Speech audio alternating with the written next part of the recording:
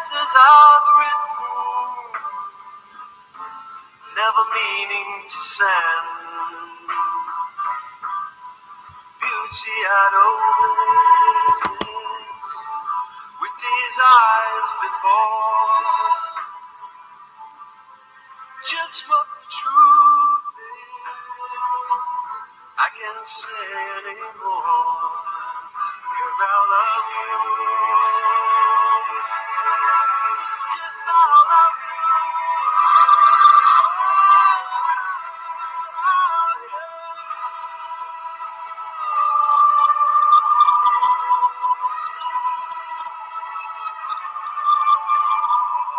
Gazing at people, some hand in hand, just what I'm going through, they can understand. Some try to tell me thoughts they cannot defend. Just what you want to be, you will be in the end. And I love you. Yes, I love you.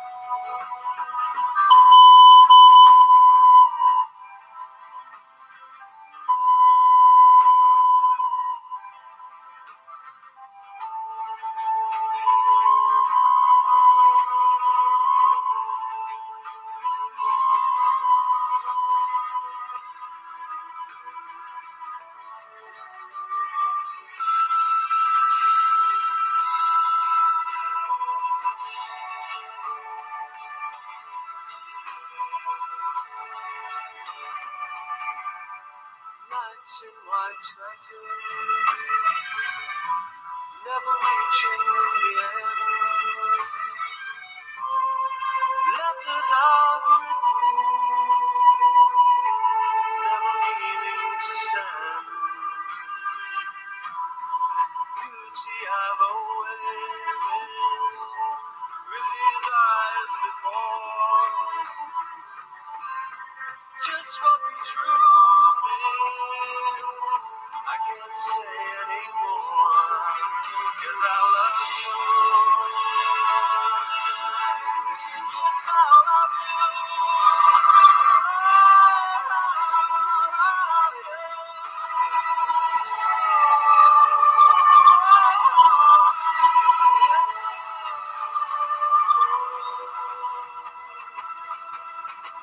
Yes, I love you. Yes, I love you.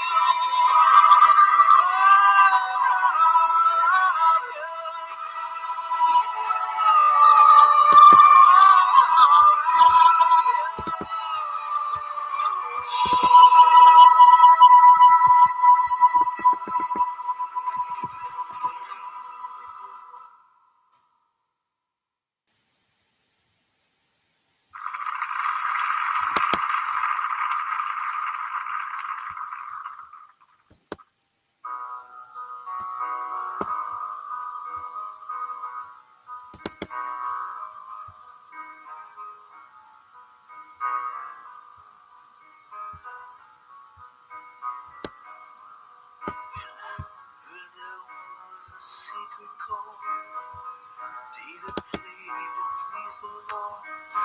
You don't really care for music, do you? Well, it goes like this: from the fifth, might have fallen a major lift. Baffled king composing hallelujah. Hallelujah.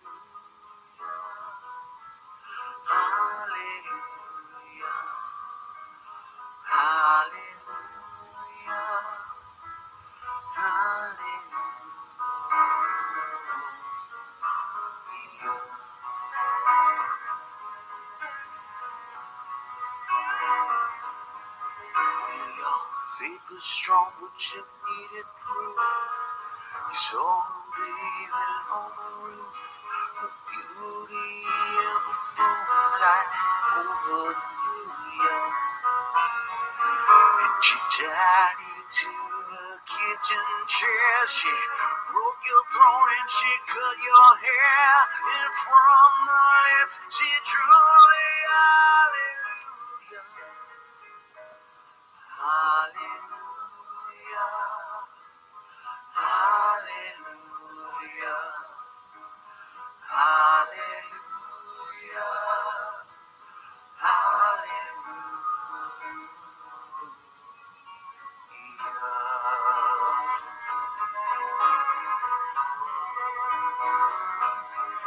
Yeah, baby, I've been here before. See, that's when I walk this floor. I used to live alone before I knew you. And I seen your flag on that marble arch. Your lover's not a victory march. It's a cold, it's a broken hallelujah.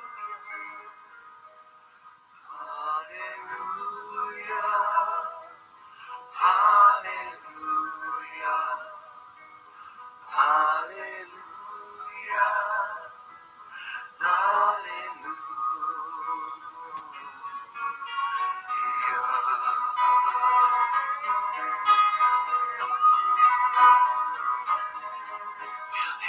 Was a time when you let me know what was going on below. Now you don't ever show that to me, do you?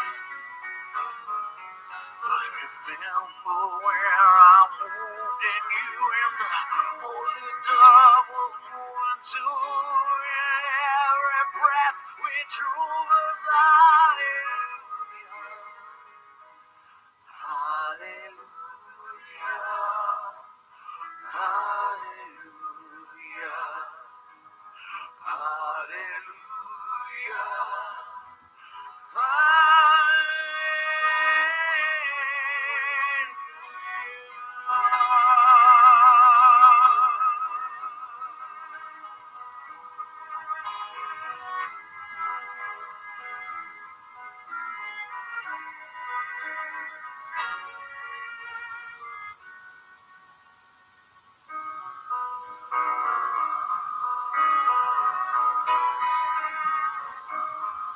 Well, now, maybe there's a God above.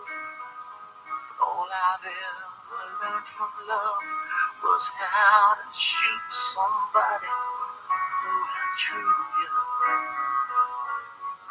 And it's not your cry that I hear, and I know it's not someone who's seen the light. It's a cold and it's a broken hallelujah. Hallelujah. Hallelujah. Hallelujah.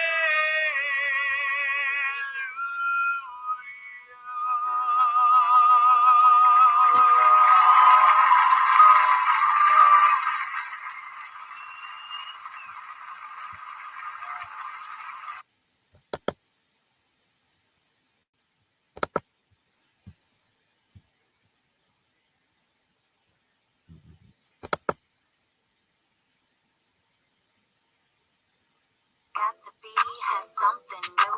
Easy on the edges and know what to do. I'm just gonna fool around, man. Like, just do a thing, whatever. And I'll just,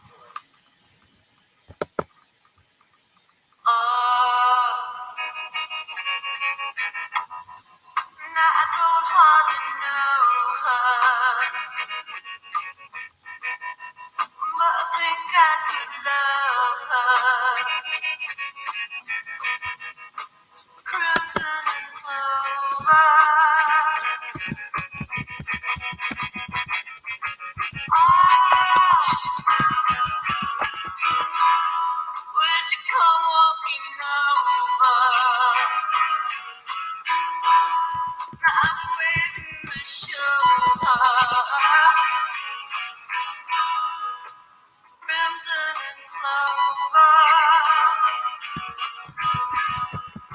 over and over.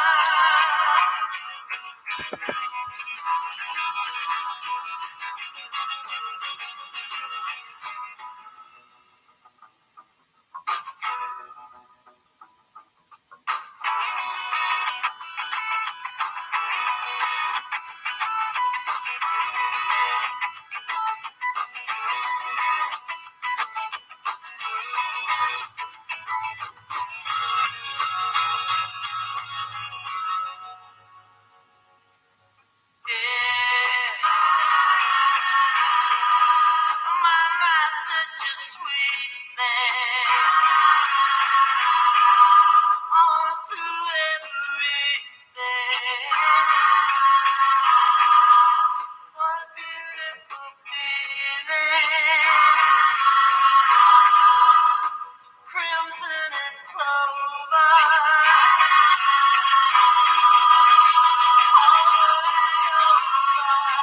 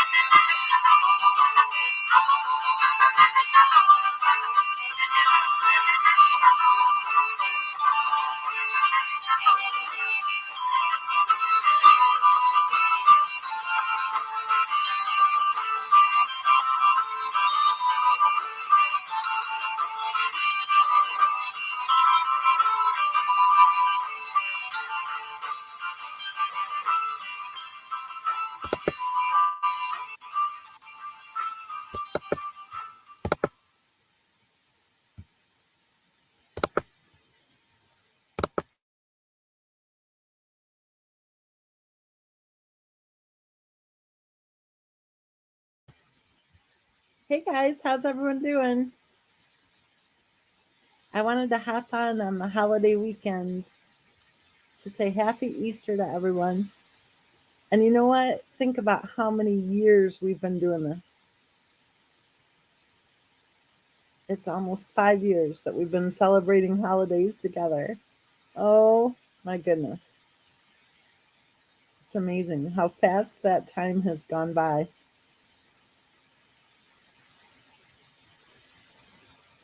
I was watching a little bit of the Letechia Stauch, whatever, however you say it. We'll just call her Letechia. I've been watching a little bit of her trial, and it is very unsettling for me to have listened to her husband testify. I don't know what you guys think, or if you've even taken a peek at the trial yet, but there's something really wrong with that picture. All right, Miss CD has watched all of it. Good, good. You know more than I do then, for sure. But there were a few things about Letitia's husband's testimony that just really irritated me. Why was this child being raised by Letechia?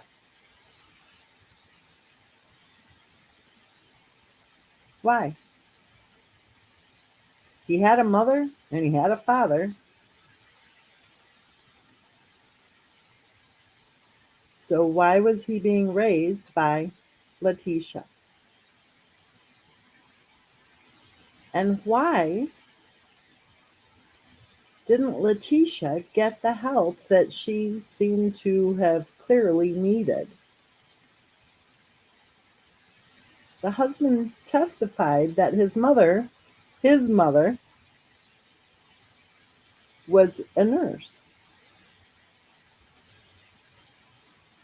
I think he even claimed that his mother was a nurse practitioner, if I remember correctly. Well, isn't that interesting? You know, a nurse practitioner has a lot of training and education, right? I guess let's back up to square one. Does anybody believe that Letechia suddenly got weird? Because that's not how it works. There's no way that a person can go from zero to weird in a matter of a few days. Baloney. I think she was weird from the start.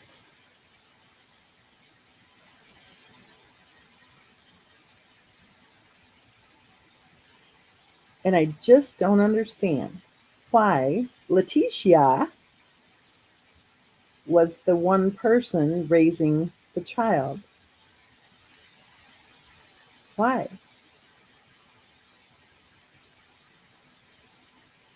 Did you know that she had a psychologist? Did you know she was on some pretty powerful drugs? Did you know that her psychologist told her to quit her job because of her mental illness?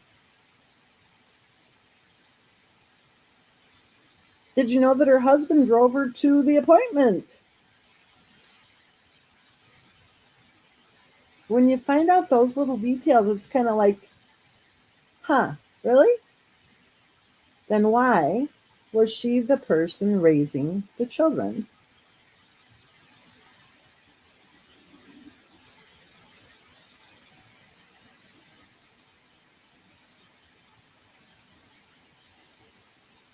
So her husband's getting a divorce from his previous wife, and he falls in love with Letechia. And then they move here and move there and head to Alaska and head to Colorado.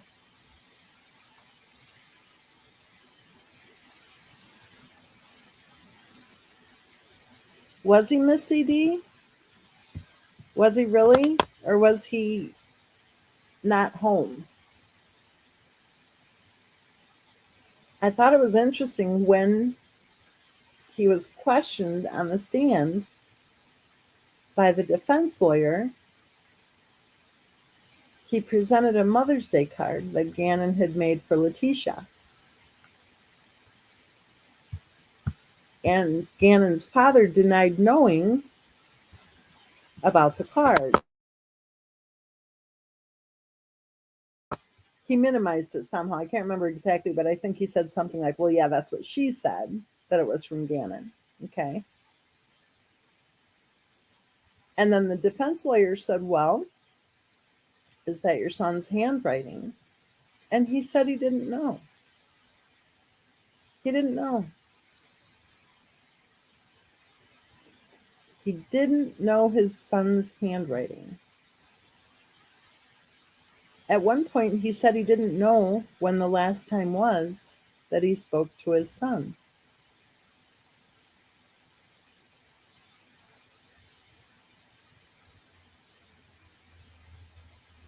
I get the EBGBs from listening to that trial because to me, it seems eerily similar to another case that we've been spending a lot of years discussing.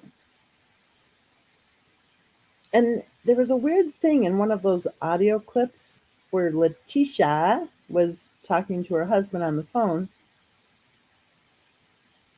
and she made it sound like she made the big decision to allow Gannon to stay home from school.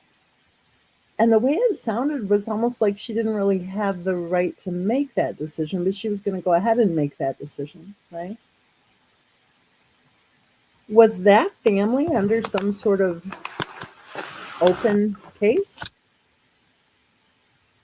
Was there an intervention already? Were the children somehow being monitored? Were the parents being monitored at all?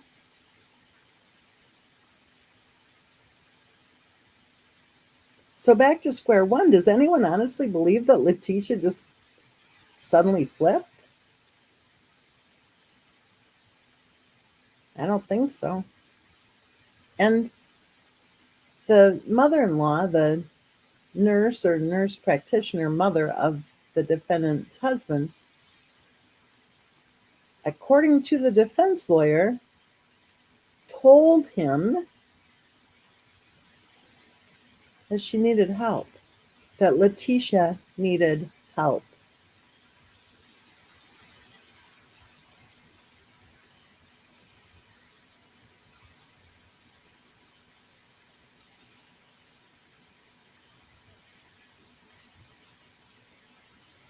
Andrea Yates needed help.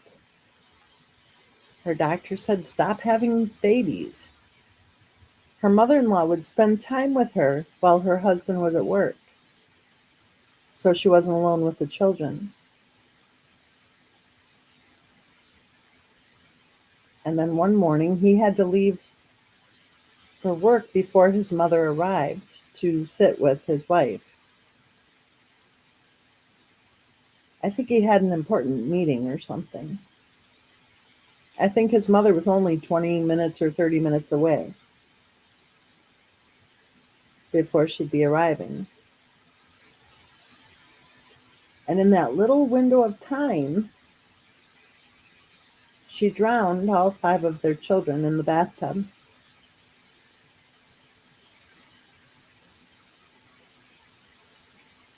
His mother obviously knew that his wife had some major issues going on, and so did her doctors, and so did her husband.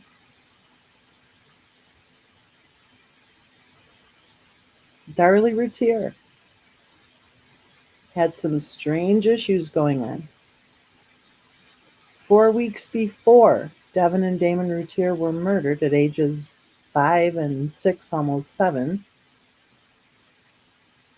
brutally stabbed in what should have been the safety of their own home, sleeping just inches away from their mother, who claimed she was sleeping on the sofa in the main floor family room one hot June night in Texas.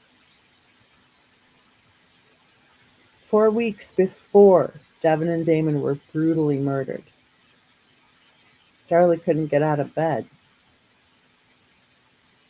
She wrote in her journal, "Dear Devin, Damon, and Drake, forgive me for what I'm about to do.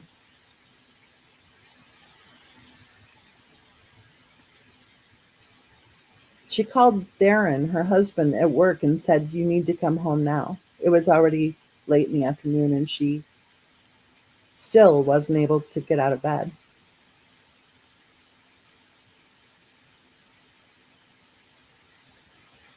He came home. They had a discussion. And he would later say in an interview that he became angry with her for how she was feeling. And then he also said that her period started and everything was fine. And they never discussed it again. The woman who was Darlie's maid of honor at their wedding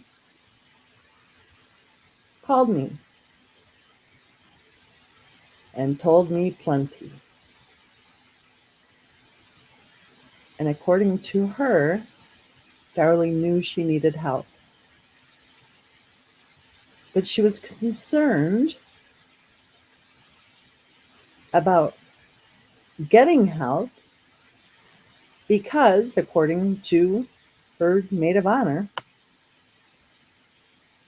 Darlie said that she thought it would look bad down the road in a custody battle. And she said she did not want her mother-in-law to get custody of the children.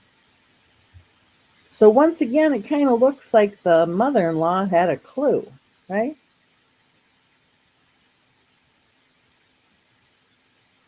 Now take a look at the case of Christopher Watts. We've spoken directly with Cindy. And we heard her say that she was afraid of her daughter-in-law. We've heard her say that her daughter-in-law came charging toward her down the hallway, that the children were afraid of her daughter-in-law, that they were afraid of the look, the scary look in her eyes. You think that maybe all of these women needed better help than what they were getting? And in the meantime, whether or not these women are getting the help they need, why is it that our society is so willing to subject children, small children, to the dangers of being with any person who appears to be in obvious need of serious help? Letecia's own mother-in-law, according to the defense lawyer, told Letecia's husband that Letechia needed help. So she's the one who should be raising the kids? I don't think so.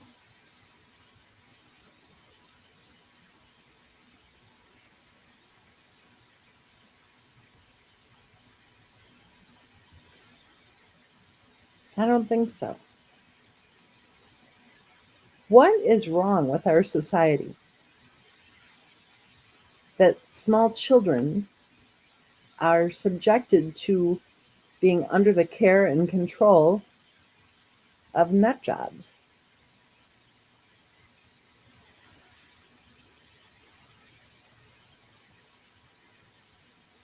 Everybody wants to hate Letechia.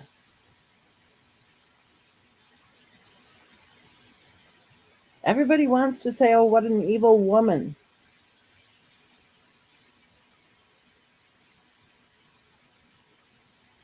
The same with Darla Routier. The same with every other woman. Everybody wants to say what an evil, evil woman.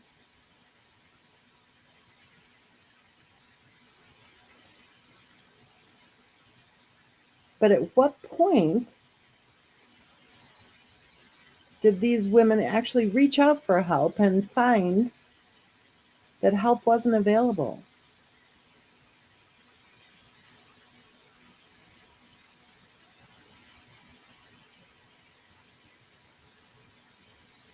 I don't think Letechia suddenly turned evil. I don't think Letechia suddenly turned whack job.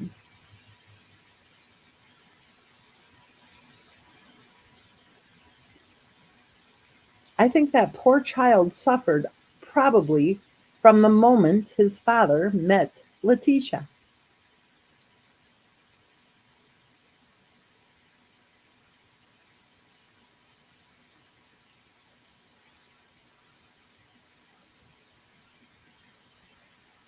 I think Bella and Cece suffered from the moment they were born.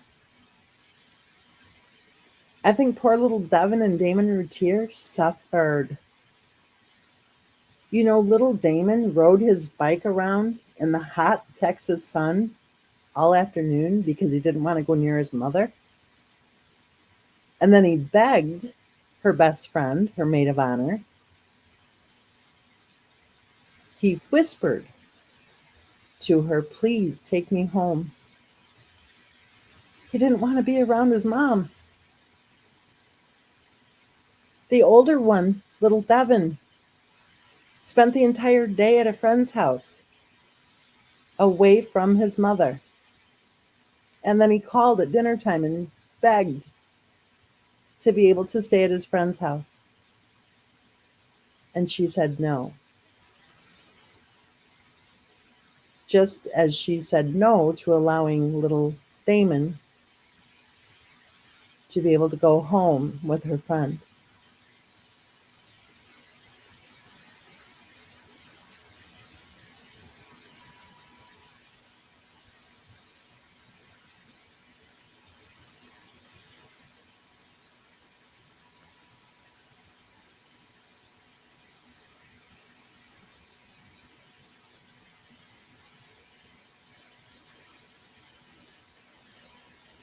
Our communities are lacking.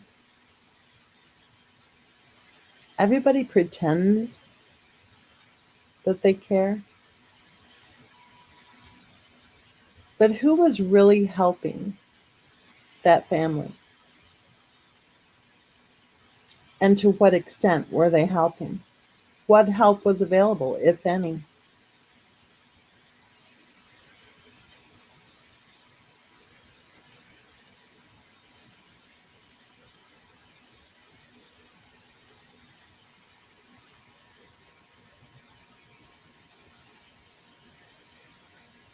How can these tragedies be prevented?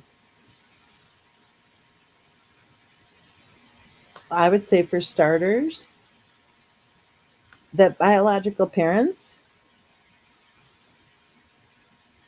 should raise their own kids.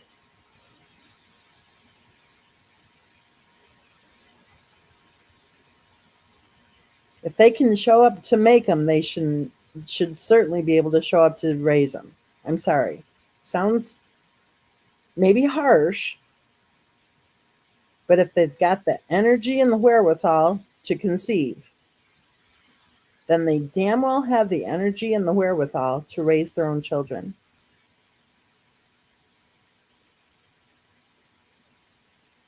And I don't know what all the excuses are, who's on whatever drugs or who's on whatever, whatever. I don't know. But I do know that if you have a child, then it's on you to get the help that you need.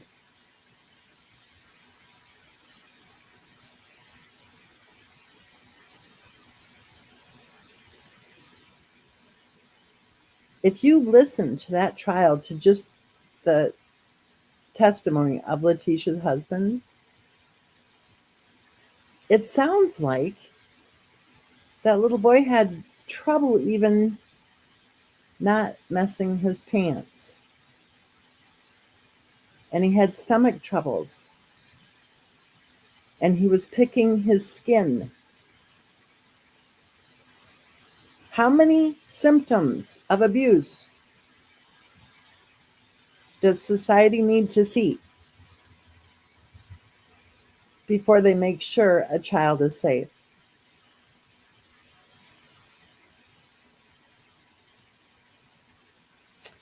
I do too, Lisa. I found that testimony to be very disturbing. Very disturbing.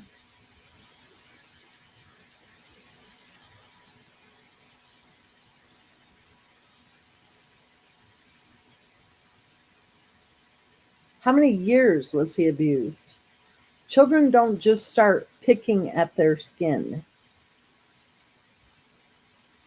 or messing their pants at his age.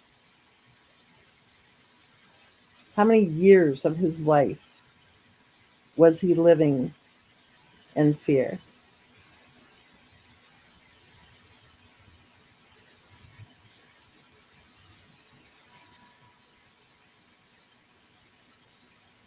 And what were they saying about the switch or whatever? Is that how they punished him? The switch? What, did she get on the phone and say, "Hey, I'm going to give him the switch"?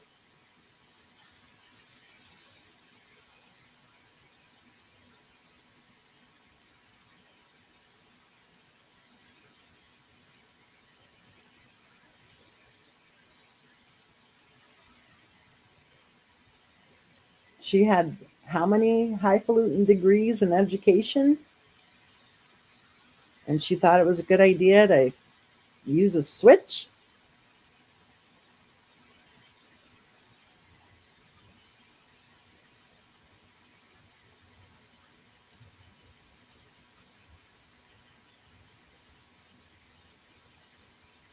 Talk to me, Lisa. What was it? Was it that she would take away his Nintendo? So she's parenting by saying you can't have your TV game? Well, I missed that boat completely. I thought they were talking about a Switch. I have no idea what the Nintendo Switch is. I never claimed to know all the techno crap.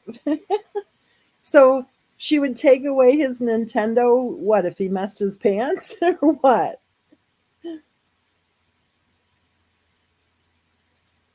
It's an iPhone?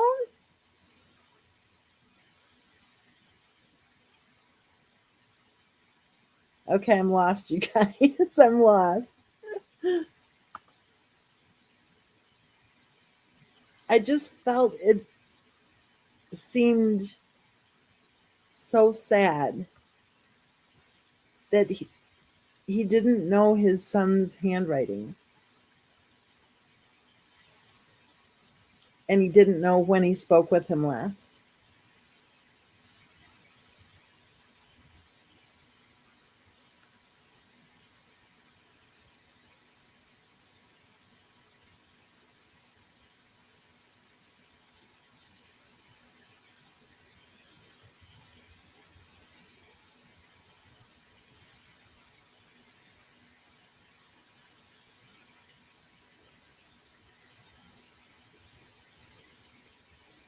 I don't think that she suddenly turned weirdo. What isn't true, Miss CD?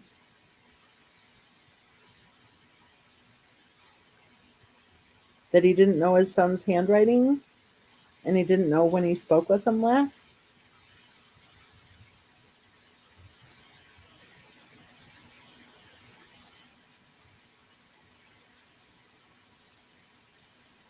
But he also testified that he didn't know.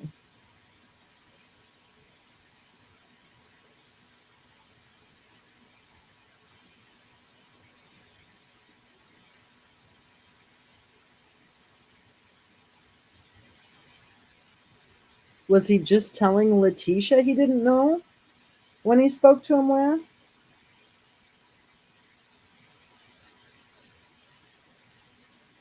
What? He had a girlfriend? Another one?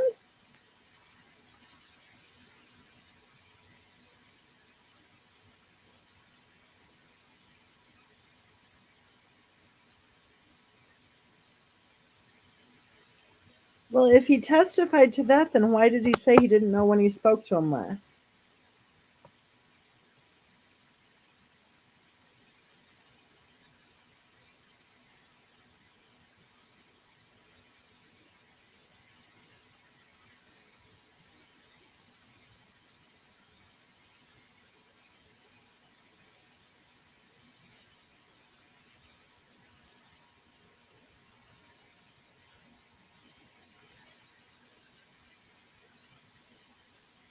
Wow.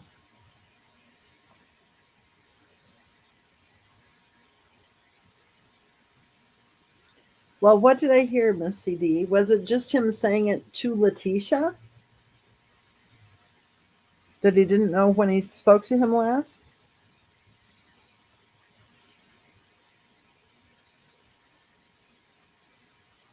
Did he really have a girlfriend? Seriously? Do you know, Miss CD, if he had a mistress?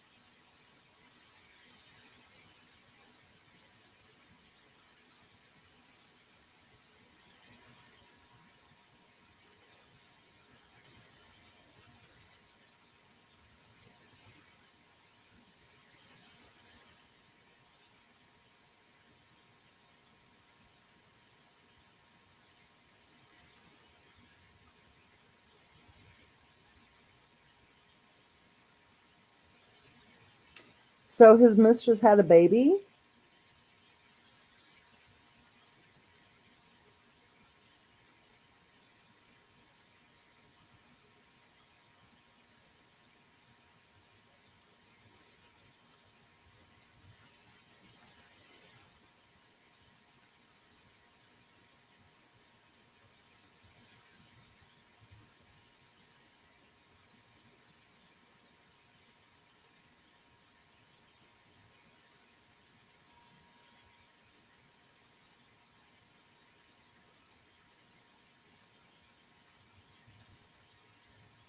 Wow.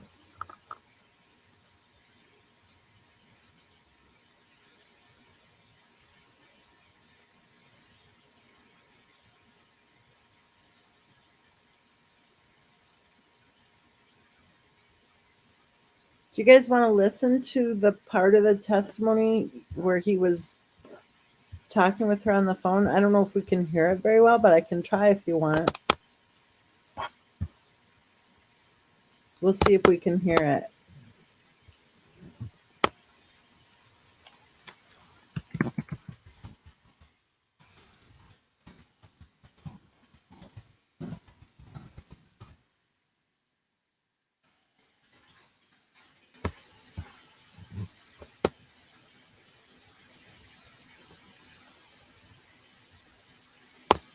Here we go. TikTok is a giant waste of your time. Now, before you get offended, I just want to say that TikTok has a place as an app.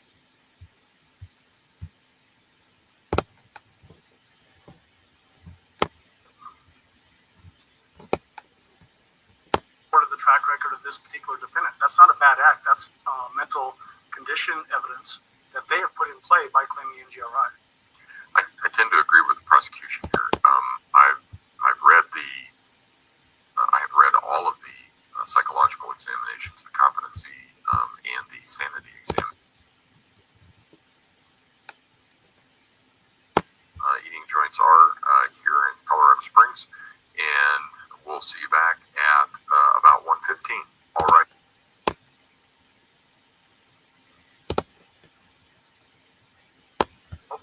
Were you aware from the defendant?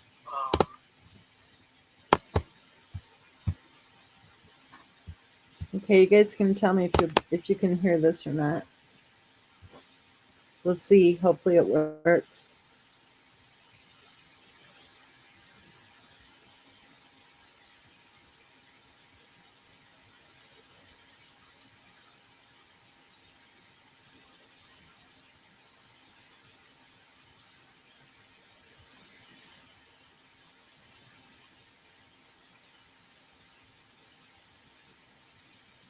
It should have started by now. Miss Techno Genius here. Let's see. Why isn't it going?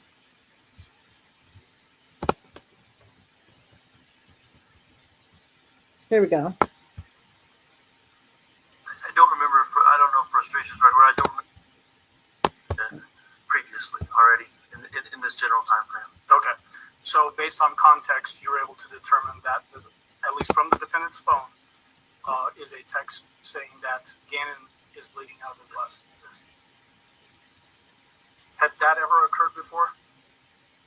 If there was any, so he, and I mentioned this previously, he did have a stomach issue where he gets severely constipated and would have, not to be too graphic, but have, some large pieces of stool that was hard to pass. And he may have a little bit of blood in the stool or but he would never bleed, like gush or drip or anything like that. It would just be a drop or something associated with that. So nothing serious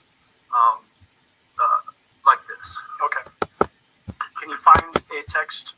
Okay, hold on. Did you hear that? Wait, how do I get back here? Did you hear that? He would have blood in his stool, but nothing serious because he was constipated.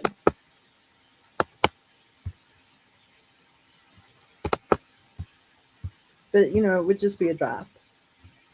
Nothing serious. He would have blood in his stool, but nothing serious.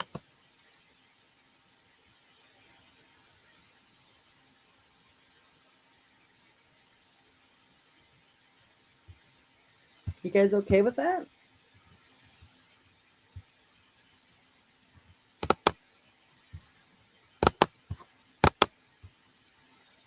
At 8:10 a.m. that has a reference to lighting the candle, again, lighting the candle. What date, Mr. Allen? Same day. Same day. If I change the day, I'll tell you. But 8:10 a.m. Thank you. 8:10 a.m.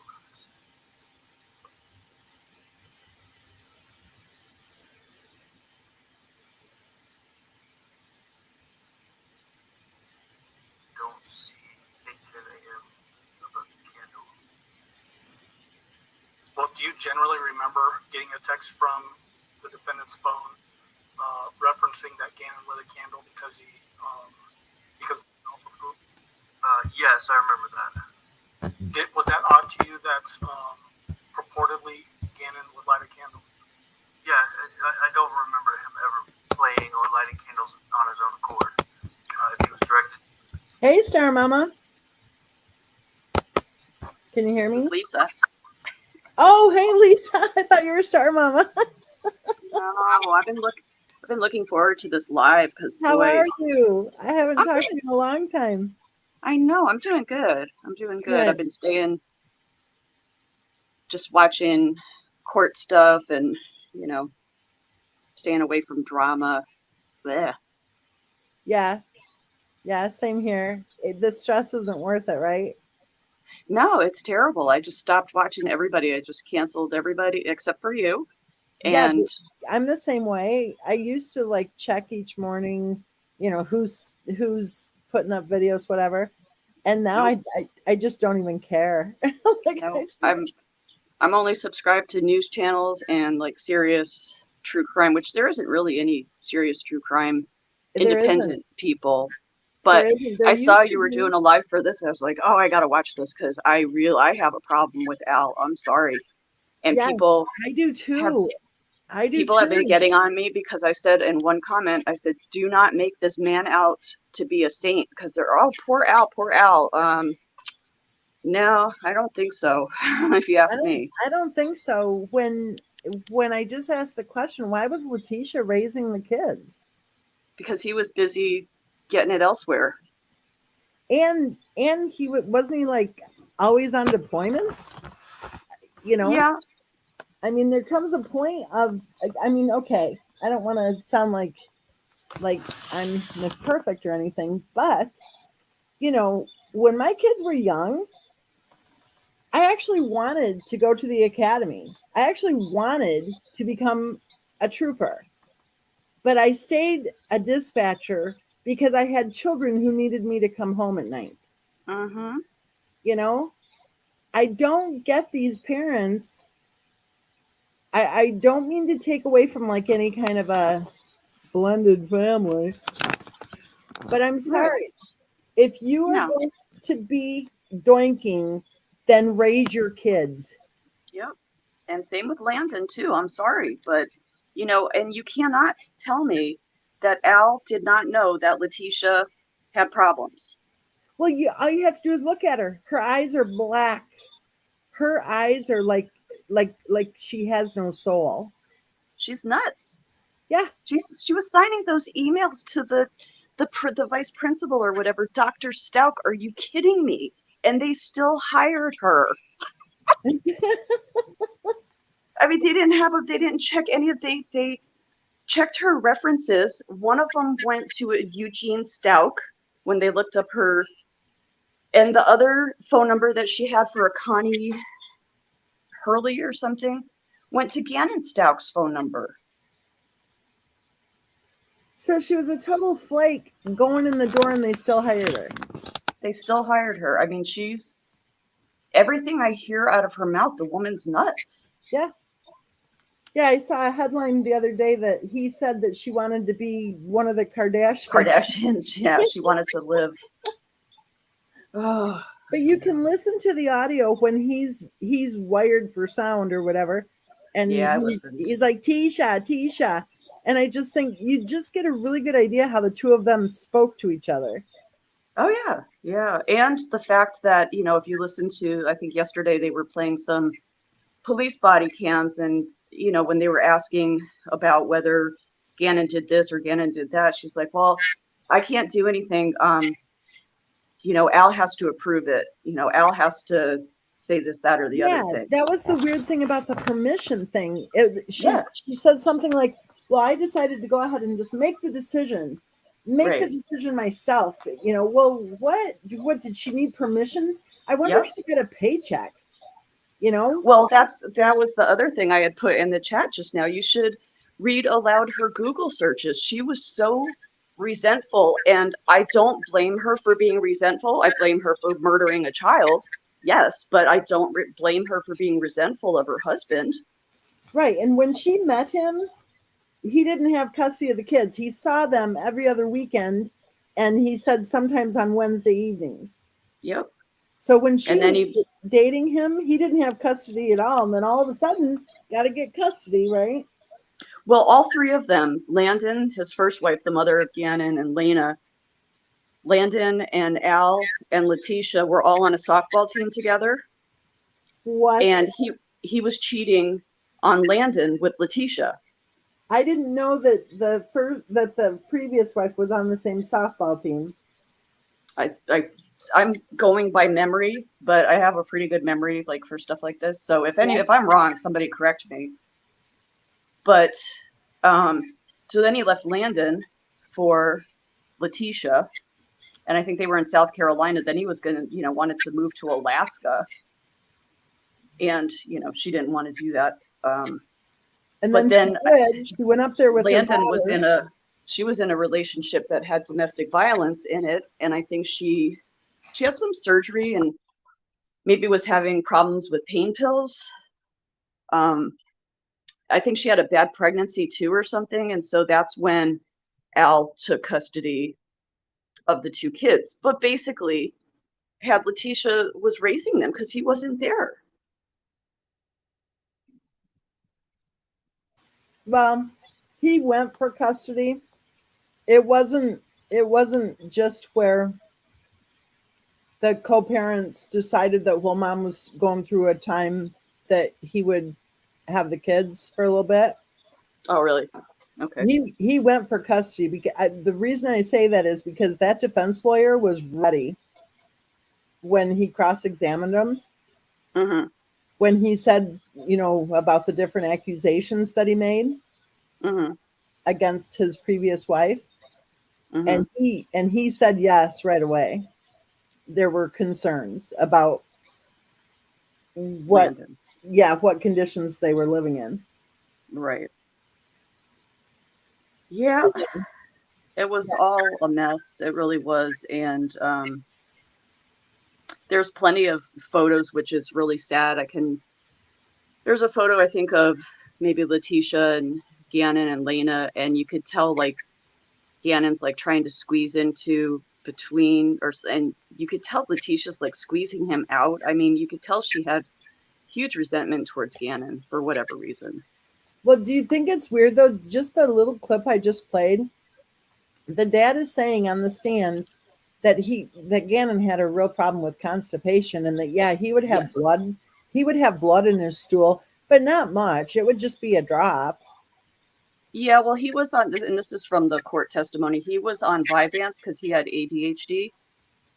And Letechia in those phone calls was saying that they didn't give it to him on the weekends, which is, well, I guess that doesn't matter. But they didn't give him the Vyvanse on the weekends, and so his stomach would start to hurt because, his stools would start moving again because I guess Vyvanse can cause constipation. Wow. Yeah, so he brings in a child with ADHD. I mean, I don't know anything about it, but I imagine it's difficult. I don't know. It makes you wonder.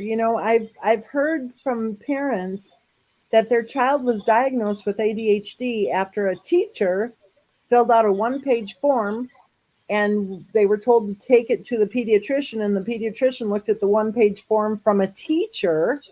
Oh.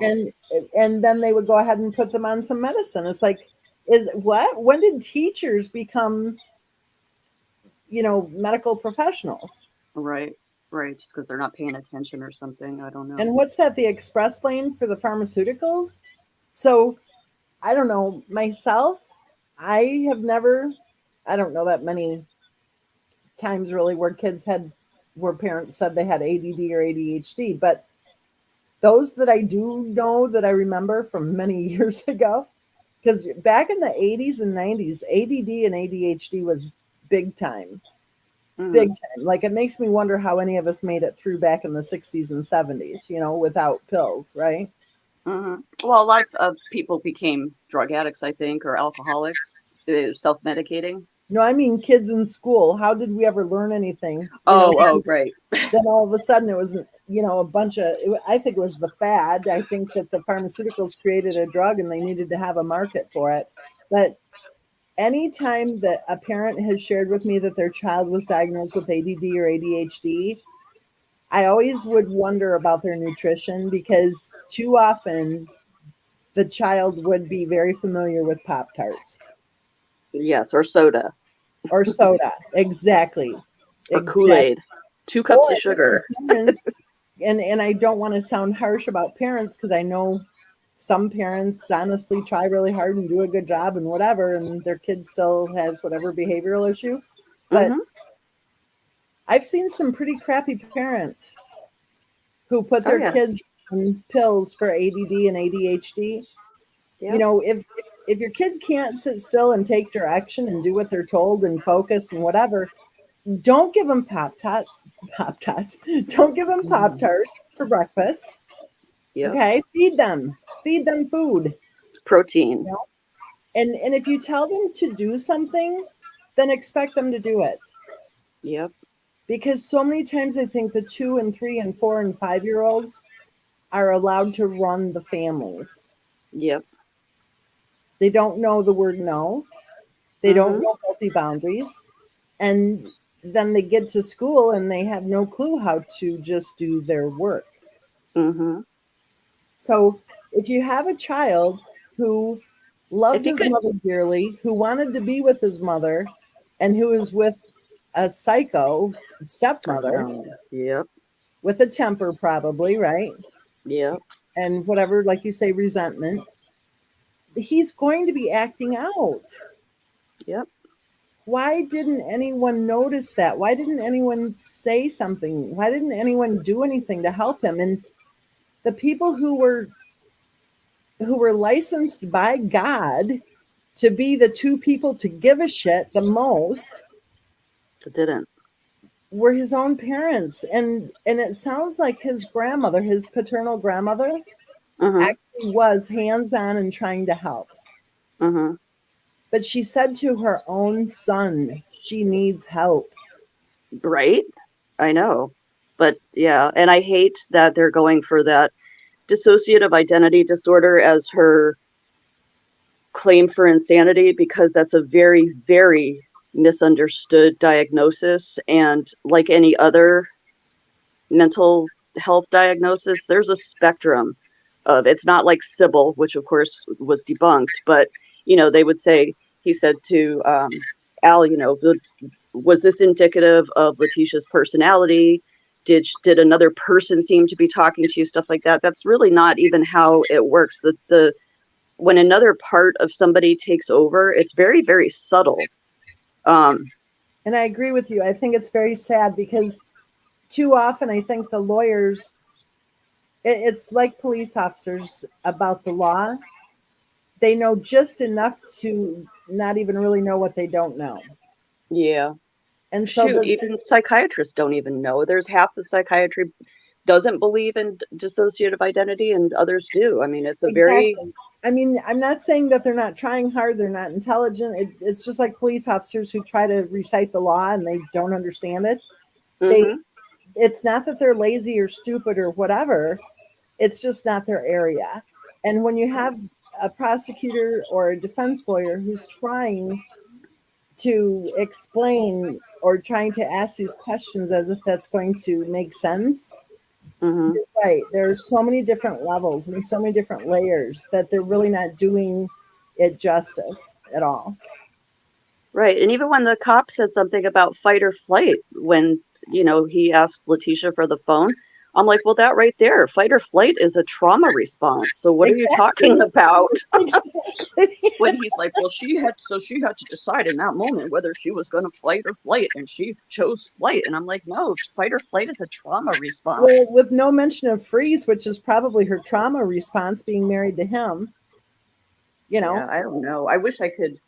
I tried to find out because it was just, this case was just so weird when it first happened. And to me, it was just compelling just because of, the family dynamics and stuff. And the more that I found out, and the more people try to suppress things, they don't want certain things to come out because they don't want Al to look bad. They don't want Landon to look bad because, they lost their child. And yes, it's horrible. But again, like you always say, how can we learn from these things if we don't talk about it? Exactly. If we're not going to speak the truth, his life can be honored by the truth. Yes. And absolutely. I don't understand how anybody can look at, like, did you see that one where she was talking with a reporter? Oh yeah. Yeah. If you can watch that and not think she's totally psycho, right? I mean, she just puts it right out there in that interview. And I actually say shame on that reporter. Where is the help for her? Yep. Instead, there's this wild cat and mouse routine with, let's wire the husband and have him sit there and browbeat her for a while.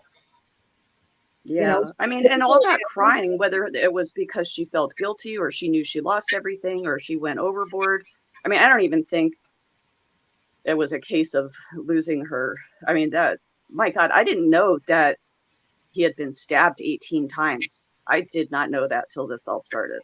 Well, and if you think about it, she was talking about the whole rape thing and how they had Gannon in the other room and stuff.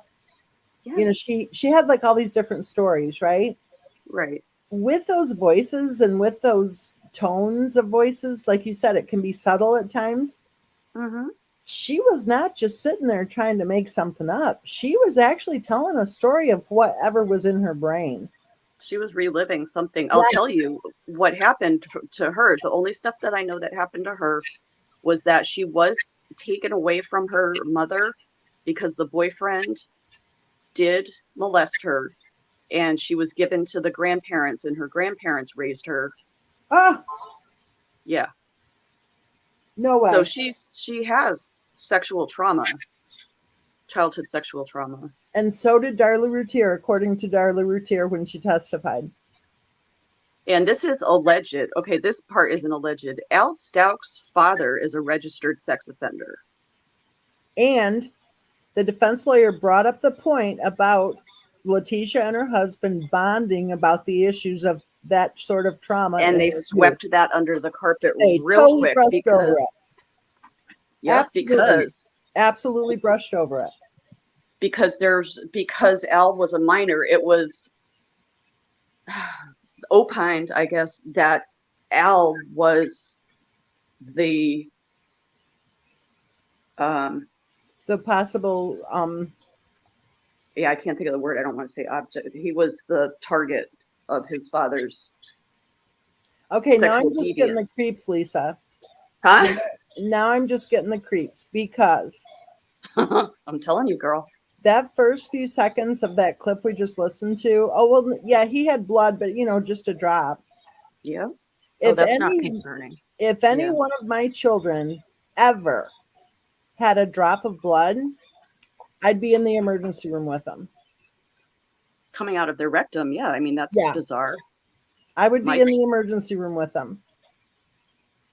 I'd be on the phone with the pediatrician's office, and I'd be on my way to the emergency room. Mhm. Now, granted, that might be overreacting. I don't care. If there's blood coming out of that end of them, Mhm. that's a serious thing. And I was really surprised to hear his testimony. Mhm. Yeah, and I know he tried to be very.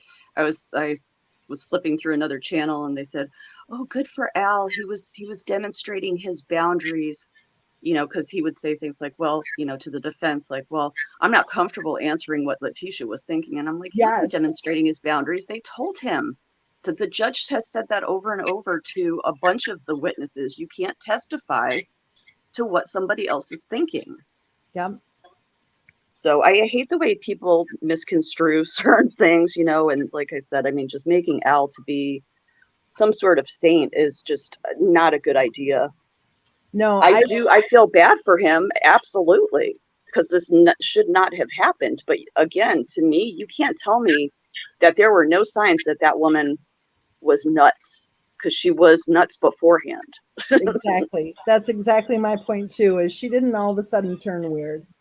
No, and you can tell just by like the way she writes.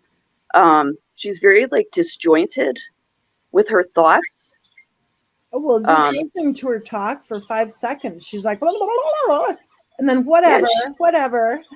Yeah, and blah, blah, blah, blah, blah. She has like really poor grammar for somebody who, I mean, she doesn't have any education. She was pretty much a con artist, it sounds like. She does have a high education. She has a high degree.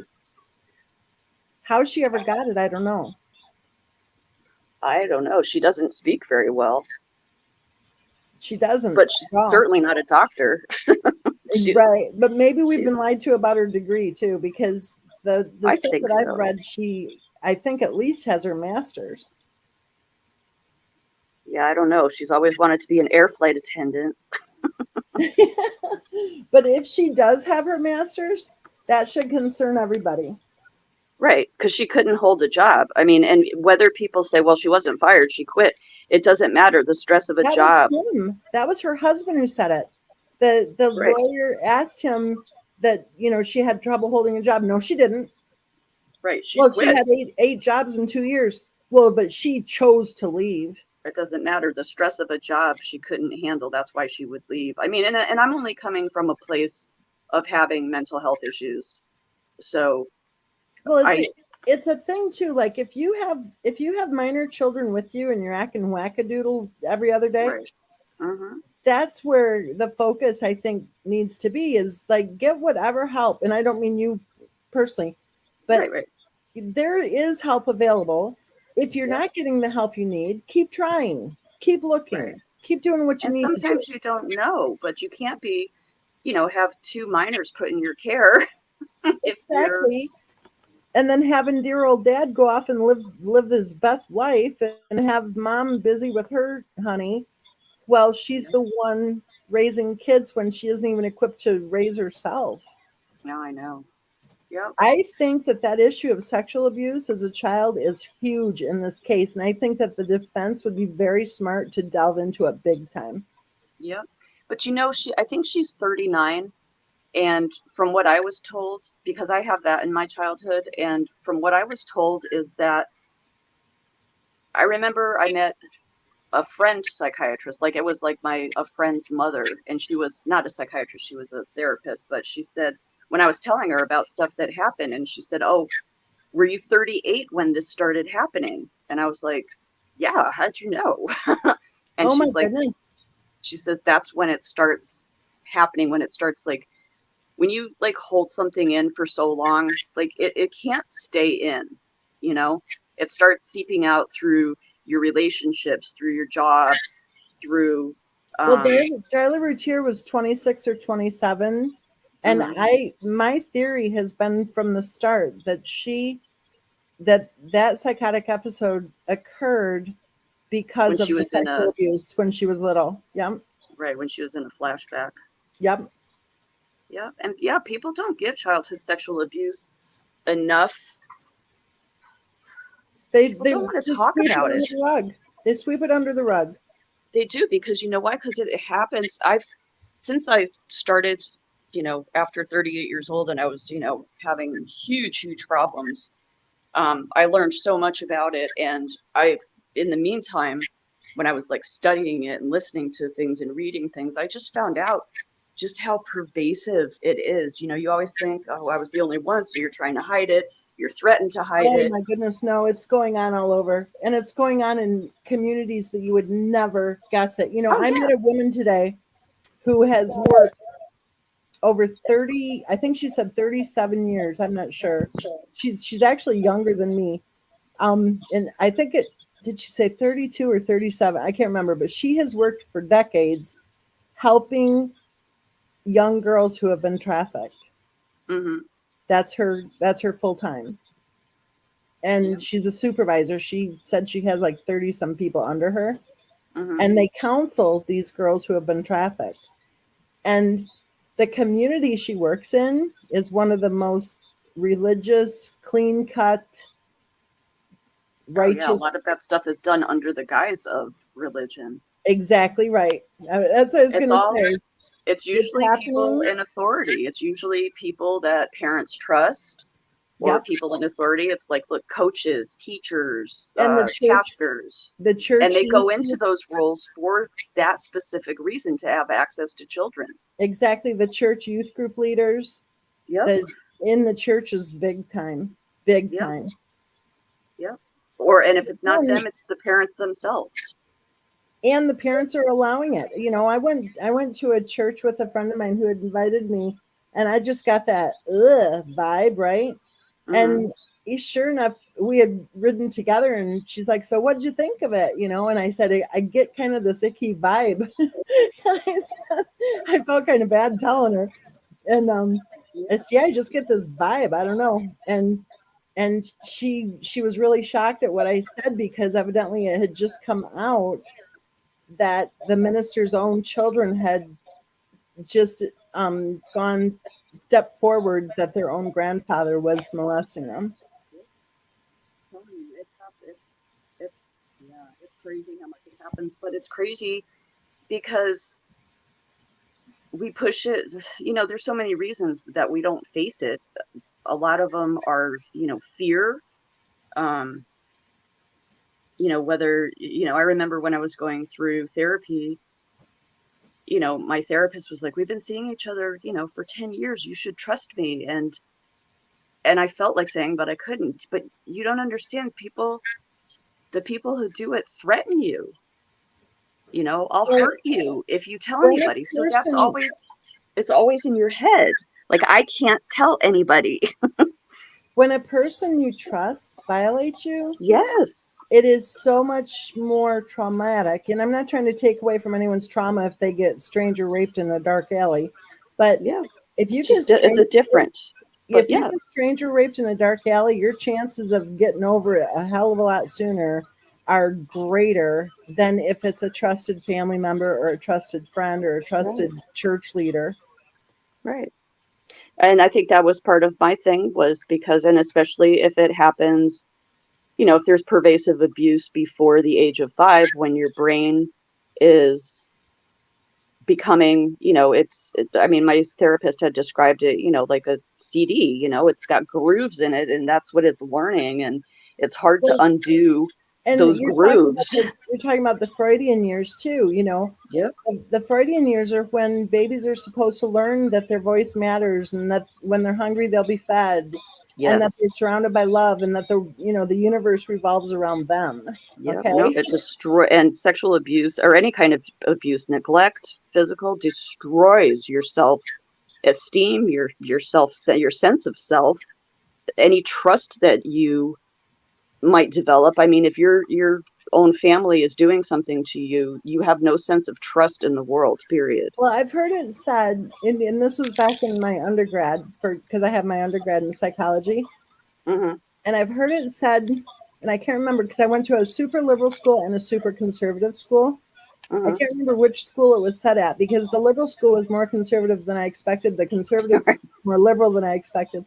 But I've heard it said that it isn't what happens to a child, it's what the reaction is when the child tells. Yes, I've heard that too.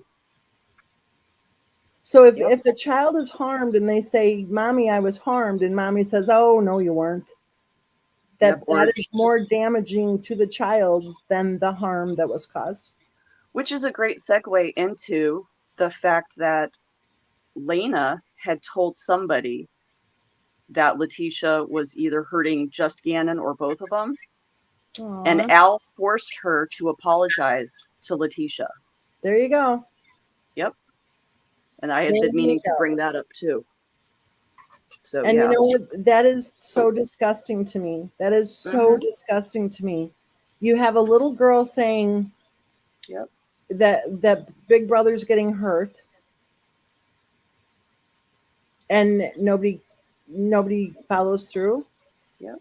Kids don't make stuff up like that. That's just not in the realm of That's the like. conversation. Yes, the lady I told you about, who I met today, who has all that experience dealing with trafficked girls who Mhm. have been trafficked, is that children don't just all of a sudden want to come up with some story. No, no, no. There's no way. I just Not don't a believe it. child, not an 8 or a 9-year-old. An 8 or a 9-year-old, 5-year-old, 6-year-old, they should be happy and outgoing, and everything's about playing and I love you, mom, I love you. When they get withdrawn or they're telling a story that doesn't sound quite right, and kids leave hints too. They will, because they want somebody to know, but they're afraid. And besides the Well, fact and if that a they're child having stomach doesn't aches, have the words, if they're having can't stomach articulate. aches, if they're having stomach aches, if they're missing school, if they're Yes. tired Tired all the time. exactly, if they're wetting the bed, Yes. if they're a bedwetter, ask yourself why. Yep. There's something very primitive about a child who will be wetting the bed. That is Yep. to protect them on a very primitive level. Yep. Nobody will come near me. Exactly. And a lot of kids, especially, like, they'll get real heavy. Who was I watching?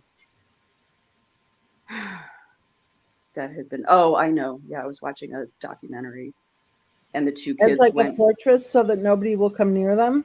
Yep. Yep. I think a lot of women are that way. I think a lot of men and women, adults, even in their 40s, 50s, 60s, I think they're that way in order to guard themselves from having to deal with the fact that they don't feel loved. Yep. Or you make yourself as ugly as you feel on the inside. Yep. There's many, psychological reasons for doing, I developed anorexia in high school because I just wanted to disappear. I didn't want anybody touching my body. So if I didn't have a body, then maybe nobody would touch me, You also had control over that thing. Yep. That would be your control too, because anorexia exactly. and even the bulimia. Yep, you can't make me eat. Well, you can control it, and that's what I'm saying. Yeah. Yep. Yep. And there's also then on the other end of the spectrum is the lack of self-care. Yep. Because obviously your body needs nutritious food, and if you are depriving your own body, then you were on a disappearing mode. Yep.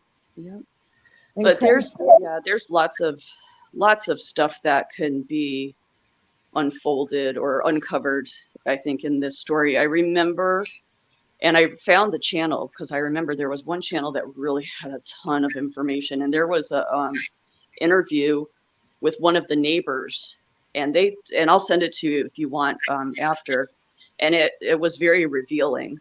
You know, That it would be wasn't. great. That would be great. I actually think this is a good case to get into because just how disturbed I felt listening to that father's testimony. Mhm. This just, to me, it's just like the case of Christopher Watts. It's like, how obvious does something need to be before we're brave enough to discuss it? Yep. Yep. And everybody, everybody. I mean, I don't know. When are children going to be valued enough in our society? I mean, we throw billions of dollars at the industry. Right. Why can't we get people who actually have good training and aren't overworked and overtaxed to, I mean, caseworkers have way too many cases. When are we going to start really, instead of throwing more money at something, actually giving a crap? Yeah. I mean, our children are our future, and we need to if you can't even encourage. protect our children, then what kind of world do we live in? Oh, I know. That's what I'm saying. I mean, I'm sure. I mean, my gosh, you just look at YouTube. So many people are just really broken, you know? Oh my gosh, so broken. And that's what I started to say about the communities that we live in. Like, our communities are really lacking. Mhm. And that might be why people congregate to social media to try to belong somewhere. To And try to look at find. what we've witnessed over the last almost 5 years. Oh, I know. I had no clue that there were people like that. I had no clue. Yeah. Just mean, vindictive, get ready to destroy somebody else's life just to make themselves Exactly. feel better. And their know? idea of how to destroy somebody's life too is just so out of whack. Mm-hmm. And then they go on their 3-day manic binge. It's just weird stuff to watch. Yep, it is. It's It's so very weird. sad. Well, I But tell you what, I'm thinking that we'll go ahead and do another, probably not a super long one, but we'll do one on Easter because I know on the holidays people like to get together for a little bit. Yeah, I don't do anything on Easter myself. So I'll go ahead and I'll dig into that testimony again and maybe write down some notes in my notebook. Okay, and I'll send you that interview. That would be great. With the neighbor, because that was the first time anybody really wanted to break the surface beyond Letecia's crazy and killed a child and poor Landon and Al. Because it's just like we've said, it doesn't happen in a vacuum. This just doesn't happen all of a sudden. Exactly. And it's just like the case of Christopher Watts. All we had Right. to do was watch a couple of videos before we thought, okay. Mhm. And then back to the whole sexual, the essay. I shouldn't say it, I guess, on YouTube. I don't know. Yeah. But the whole issue of essay. Is Look not at the case of surprising. Christopher Watts. 2 little girls were drugged at 6:30 p.m. every night and put in a dark bedroom with cameras. Okay. Yeah. 2 little girls who supposedly had asthma and they're put in a dark room locked in for 12 to 13 hours and they supposedly had asthma. Okay. Yeah. I commented somewhere that I felt like this case was very similar in that it's not black and white. People like to look at things like it's Letecia's, now they've dropped the monster moniker. Now it's Letecia's a witch. And I think it's her hair or something, because people are like, look at her. Why does she get to hide in the corner behind? Why can't we see her? And I question, why do you want to see her so bad? Well, and I'll Why? tell you, just my thought when I was watching that little bit and listening to her husband testify, I don't even think she should be in a courtroom. No, yeah.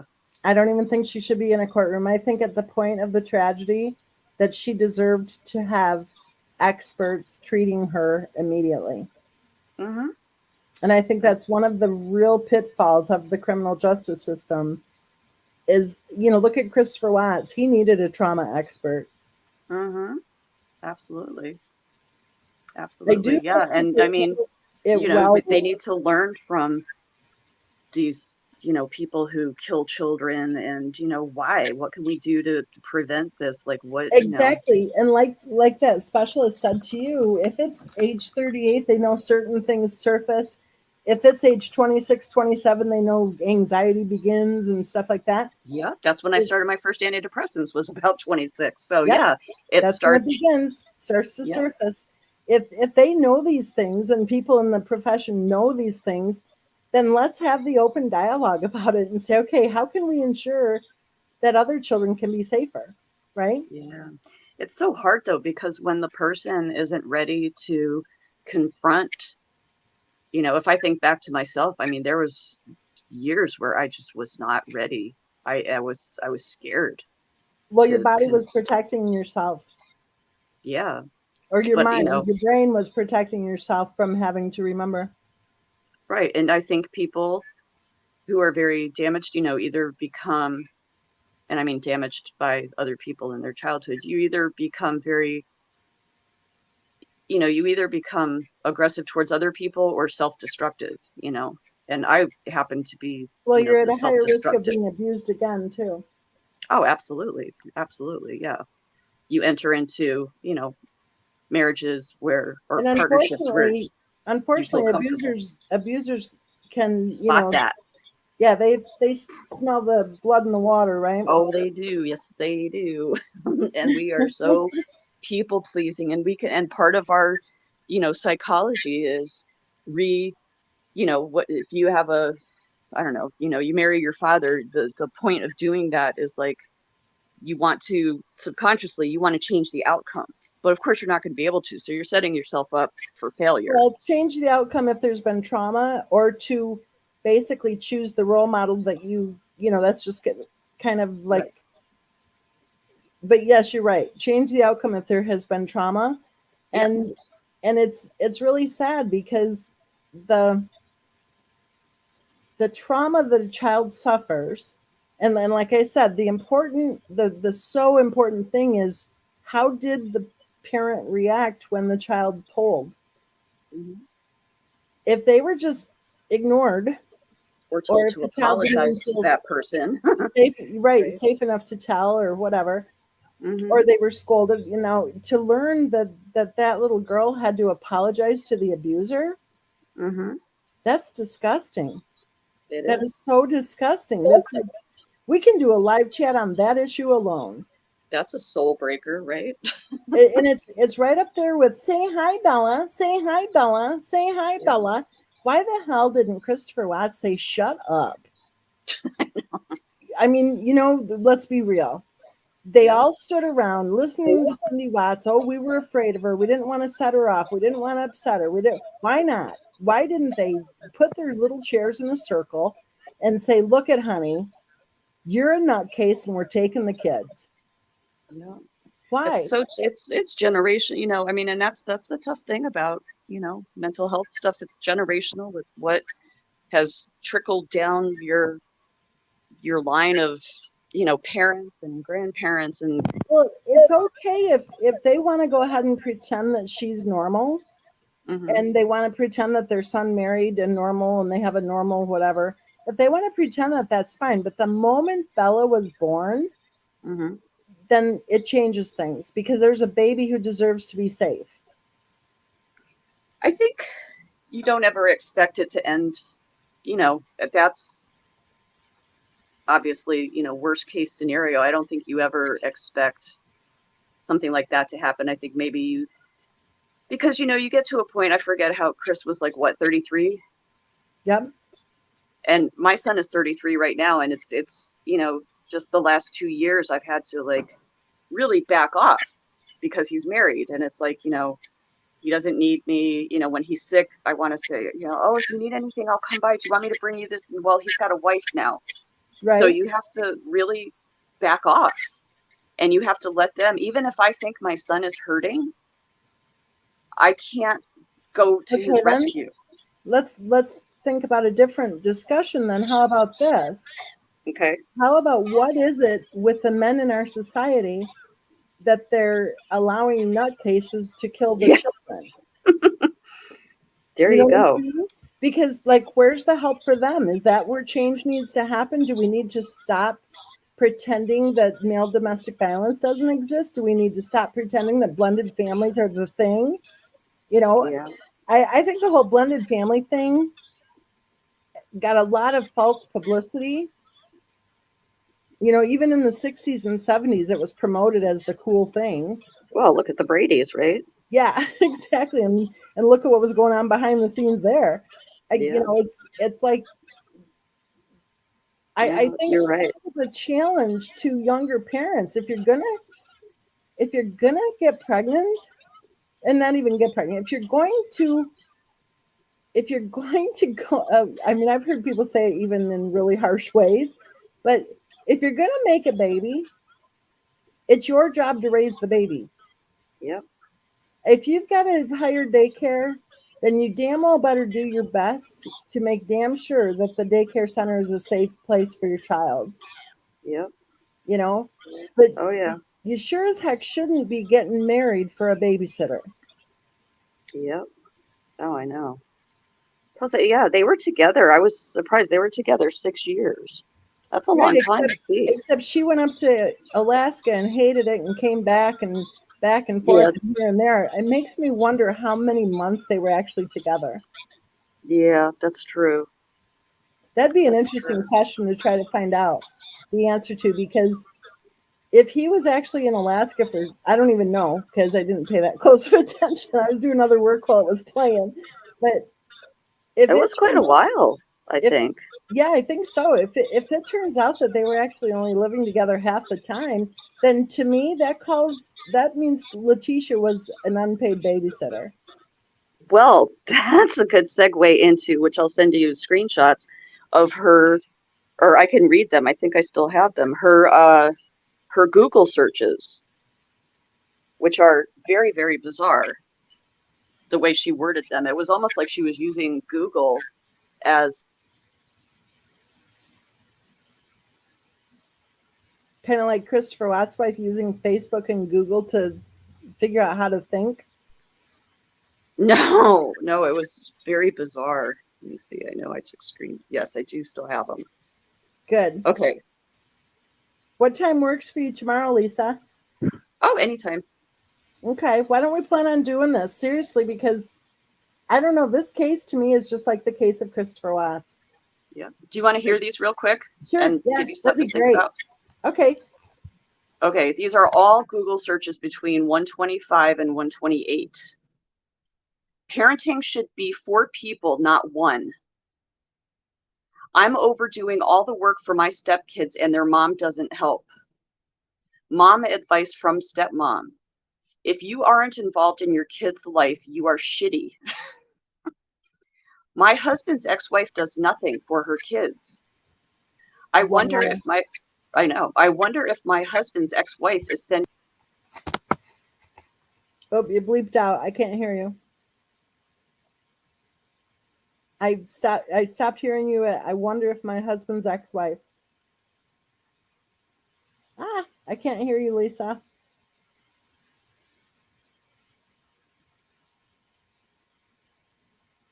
Dang, I can't hear Lisa. Can you guys hear Lisa?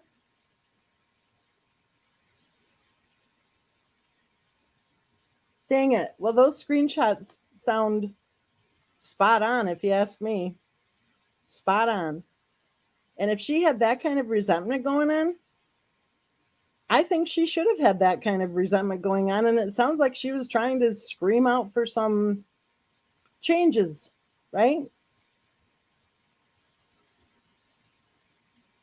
I don't think it was her job to be raising Gannon at all. I think she was obviously very ill. And I think it's so sad that Gannon was ever placed in her care. She needed help. You know, if we're going to live in a society that doesn't give a rat's tail whether or not she got the help she needed, how about we at least try to live in a society that gives a rat's tail whether or not a child is at risk because they're placed in a Fruit Loops care? When will children be protected in our society? Hop right over to the case of Christopher Watts. and watch the video of poor little Bella getting sprayed right in the face while her mother sits there and cackles about it. Remember, her whole bullshit storyline was that Bella had familial Mediterranean fever and asthma and needed tubes in her ears. Okay, so on what planet would it be okay to douse a child's small face right in the eyes, right in the ears with that water bottle? It wasn't just a little squirt gun.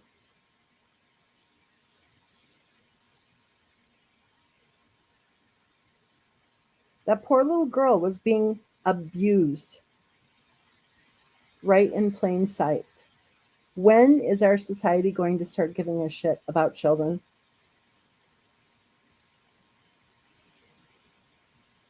If people don't want to give a shit when a 30-something-year-old, supposedly, I think she was 42, appeared to need some serious inpatient help, if they don't want to give a shit about that, whatever. But it's like I said already, as soon as Bella was born, I think they should have had an intervention and they should have said, look it, sweetheart, we're not leaving this baby anywhere around you. So go get whatever help you need. And they could have done that as a family. They could have done that. It would have meant Christopher Watts would have had to, grow a backbone. It would have meant Christopher Watts would have had to have had support from his family. And I mean actual support. I don't mean, oh, honey, we support you. No. I mean parents who would have said, okay, this is sick and we're worried about the children and we're not going to shut up about it because there's a problem. Just saying. Okay, I'm going to play a song. I'm sorry we lost Lisa, but definitely come back tomorrow, Lisa. And feel free to email me all that stuff that you were talking about. That'd be great. I'll take a look at it before we hop on tomorrow. And Star Mom, I put the link in there. So feel free to join us. I don't know what time tomorrow. I'll figure it out and then post it. It'll probably be later in the day, and it probably won't be for very long, but we'll definitely get together because I know that we get together on the holidays. So tomorrow is Easter. If you can't join us tomorrow, happy Easter. And everybody, be safe, be healthy. First of all, I'm glad you came. Be safe, be healthy. Don't forget to take your vitamin D. Be happy. You can choose to be happy. Eat salmon. And I want each and every one of you to know that you are loved. See you tomorrow. Now, pick a song. Pick a song, any song. Let's see. But you can't guess who I'm going to pick to sing to us as we say goodbye tonight. Oh, okay. I bet you probably can guess. Here he is, our one and only. Good night, everyone. See you tomorrow.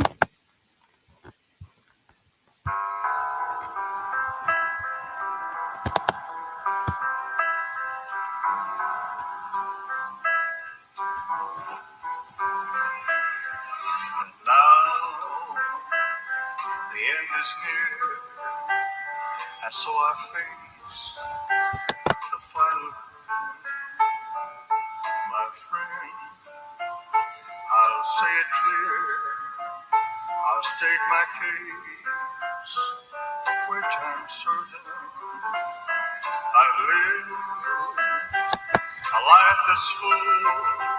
I traveled each and every byway, oh, and more, much more than this, I did it my way. Regrets, I've had a few, but then again, too few to mention. did what I had to do and saw it through without exception. I planned each charted course, each careful step along the byway. Oh, and more, much more than this, I did it my way.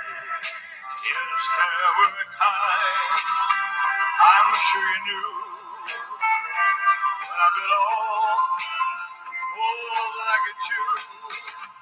But through it all, without a doubt, I ended up there, spit out. I faced it all, and I stood tall, and did it my way. I've loved,